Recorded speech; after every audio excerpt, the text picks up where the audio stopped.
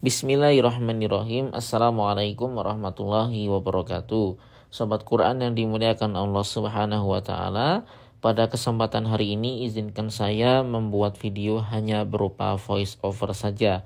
Namun mudah-mudahan tidak mengurangi semangat Anda semua untuk terus belajar Al-Quran, menghafalkannya, mengamalkannya, dan mengajarkannya.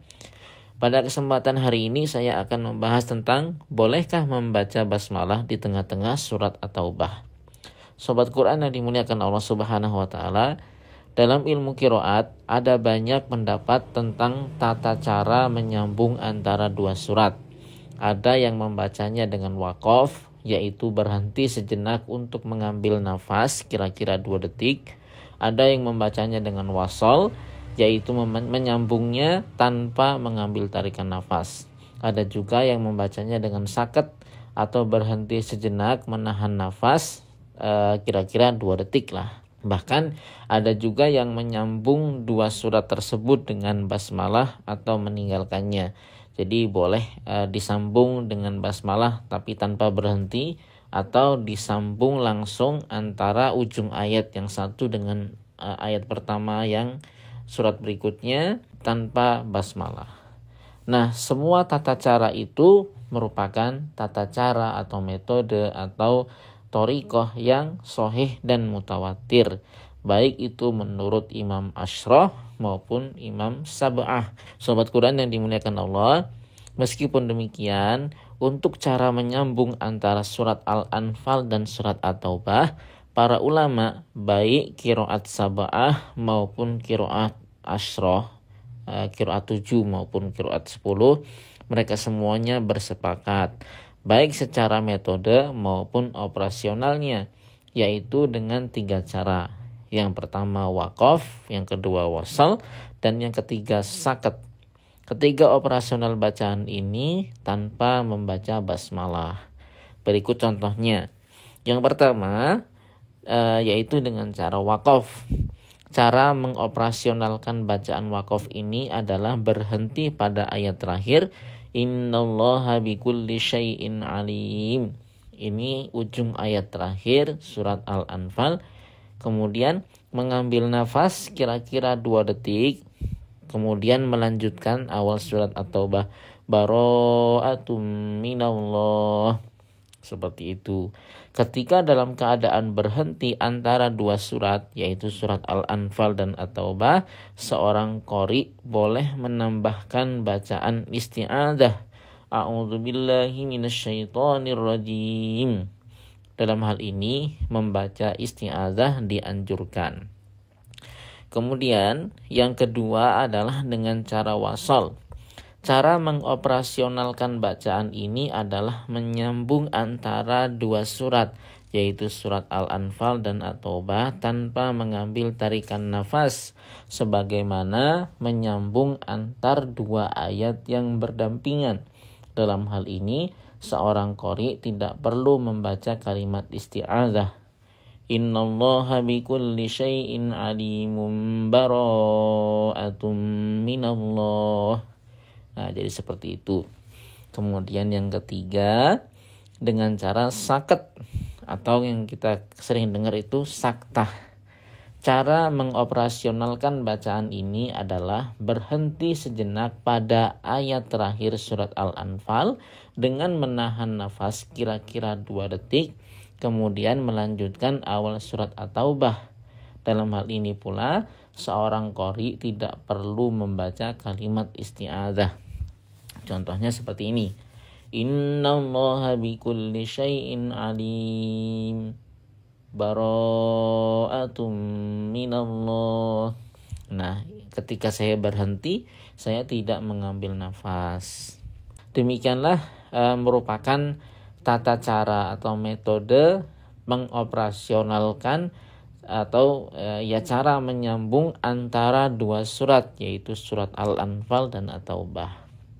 Sebelum masuk pada pembahasan hukum membaca basmalah di tengah-tengah surat At-Taubah, terlebih dahulu sebaiknya kita paparkan dulu ya bagaimana hukum membaca basmalah di tengah-tengah surat selain surat At-Taubah, agar kita nanti bisa mengetahui secara komprehensif dan dapat menemukan perbandingan hukumnya. Secara umum, ulama qurra atau ahli qiraat sepakat bahwa dianjurkan membaca basmalah pada awal setiap surat kecuali surat At-Taubah.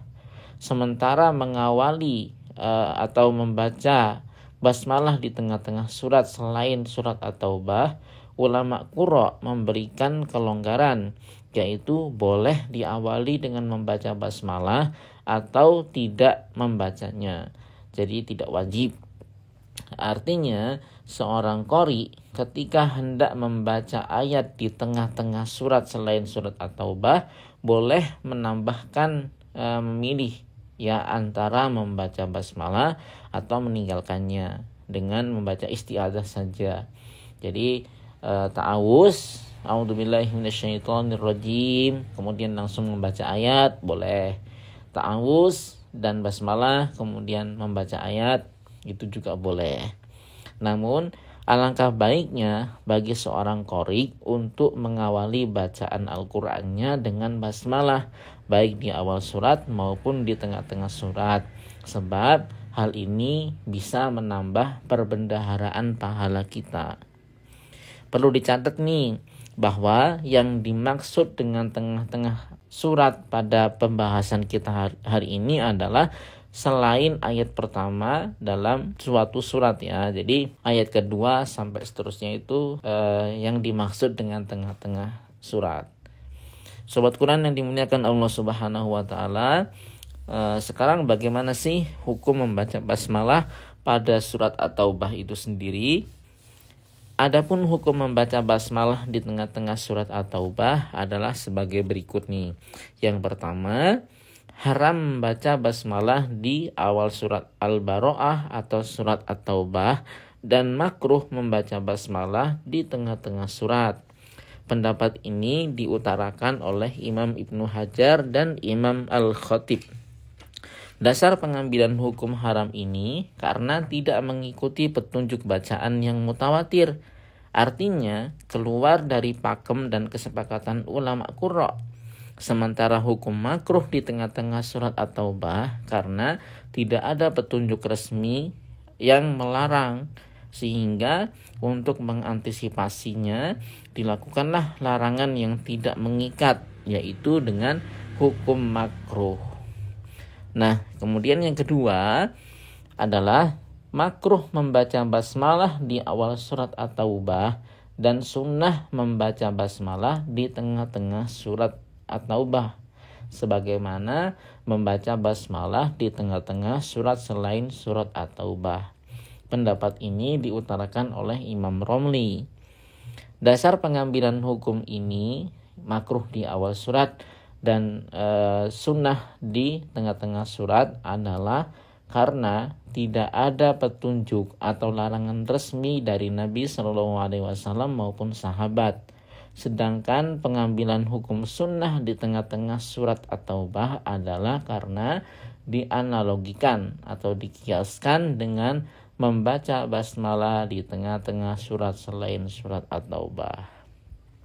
Nah, sobat Quran yang dimuliakan Allah Subhanahu wa taala, oleh karena itu dari beberapa pemaparan di atas dapat kita simpulkan sebagai berikut. Pertama, membaca basmalah pada awal surat merupakan sunnah yang sangat dianjurkan kecuali surat At-Taubah. Yang kedua, membaca basmalah di tengah-tengah surat boleh dilakukan atau ditinggalkan. Namun sebaiknya membaca basmalah sebagaimana tradisi yang berkembang dilakukan untuk memperbanyak perbendaharaan pahala kita. Yang ketiga, membaca basmalah di awal surat At-Taubah tidak dianjurkan, bahkan dilarang.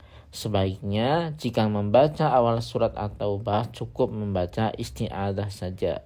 Dan yang keempat, membaca basmalah di tengah-tengah surat At-Taubah sebaiknya ditinggalkan meskipun ada pendapat yang membolehkannya. Hal ini didasarkan pada kias atau analogi. Tidak dianjurkannya membaca di awal surat, maka di tengah-tengahnya pun sebaiknya tidak dilakukan. Di samping tidak ada petunjuk resmi dari nas yang menyebutkan tentang disunahkannya membaca basmalah di tengah-tengah surat At-Taubah tersebut. Nah, begitulah pembahasan tentang bagaimana bacaan basmalah pada surat At-Taubah, baik itu di awal suratnya maupun di tengah-tengah suratnya. Mudah-mudahan pembahasan kita kali ini bisa bermanfaat, menambah wawasan kita semuanya. Dan sebelum saya tutup, jika Anda ingin menghafal Al-Quran bersama saya melalui bimbingan tahfiz online Sobat Quran, silakan daftarkan diri Anda di website kami www.sobatquran.id atau WA ke nomor WA saya 085267005252. Hanya dengan membayar infak Rp150.000 per bulan, Anda akan saya dampingi, saya temani, dan saya arahkan untuk mencapai target hafalan Anda. Walaupun Anda tidak mondok, walaupun kita dalam jangkauan yang jauh, tidak tatap muka, tapi mudah-mudahan ini menjadi wasilah Anda untuk bisa menyelesaikan target hafalan, menjaga hafalan, dan menyelesaikannya. Oke, mungkin itu aja. Kita akan sambung di kesempatan berbeda. Billahi taufiq wal hidayah. Assalamualaikum warahmatullahi wabarakatuh.